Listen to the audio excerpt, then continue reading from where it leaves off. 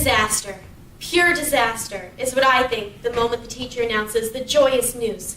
Group projects, everyone! You've been there. We've all been there.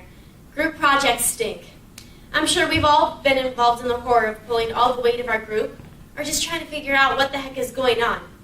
After 12 years of this agonizing torture in school, I was determined to put the bad group experiences behind me. This semester, I am taking the group communications class, so I can learn how to effectively and successfully work in a group. And what I have to say can help all of us succeed in our group projects in this class. Small groups need to create interdependence and share a common goal to be successful in the small group decision-making process. So my first piece of advice, interdependence. What is interdependence? According to Isla N. Edinburgh and Diana Wynn, authors of Working in Groups textbooks for my communications class, defines interdependence as each group member is affected and influenced by the actions of other members. This sounds nice, but you're wondering, so then why do we need it? Have you ever solely done all the work in the group before? Independence in a group stinks. It doesn't go naturally for us social humans. It doesn't mesh together. Therefore, interdependence is necessary for successful small group functioning. Interdependence means that every member is responsible for doing their own part. Being interdependent on one another can create unity and increase communication between the group members. So think about it. If one member fails, the group fails. Again, this sounds peachy, but you're wondering, how can we even create it? The way you can set up interdependence is by getting to know each other within the group. Interdependence will make people come closer together, so group cohesion will increase.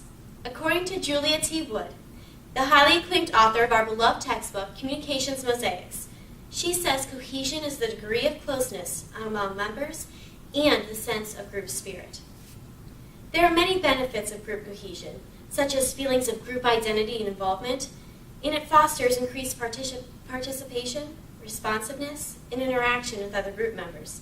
This creates a more effective communication between all the members and an overall smoother functioning.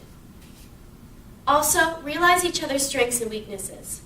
Myro Thumb, founder and author of Personal Development That Transforms, states that knowing your strengths and weaknesses raises your self-awareness and gives you clarity to work more effectively. We can learn to accommodate for each other's strengths and weaknesses to work more effectively together. And finally, just be patient, respectful, and open-minded to others. If you show you care, others will be more inclined to care as well. My second piece of advice is to create and share a common group goal. So what is this common goal? According to Isla N. Edinburgh and Diana Wynn, the authors of Working in Groups textbooks for my group communications class, defines a common goal as the purpose or objective towards which the group work is directed. Now this sounds like common sense, but many times it's overlooked. So why do we really need it? Have you ever been in a group where you just question why you're even in the group to begin with? A common goal defines and unifies that small group. The common goal is the reason the group comes together in the first place. According to a study performed by organizational communications professor from Texas A&M University, Dr. Anna Larry Kelly says that group members who share a common goal together are 93% more effective than group members who work towards different goals. That's huge. Sharing a common goal is the direction and drive to ultimate group success. So, how can you create this group goal? First, realize what everyone's objectives and needs are.